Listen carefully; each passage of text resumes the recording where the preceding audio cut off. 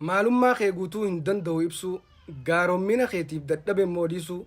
jechi gocha kan kee himuun jiru guutee ji'a 9 guutuu anaan deemta fuutee garaa cininnattee gaafa ana deessu haadhaan haa ta'u fadhaa sirra geessu gaafaniin hubaddu qaqqabee ilaalee jazaatee kafaluu ani ni wallaalee osoon si baadhee si geessellee makkaa jazaatee kafaluu hin danda'u takka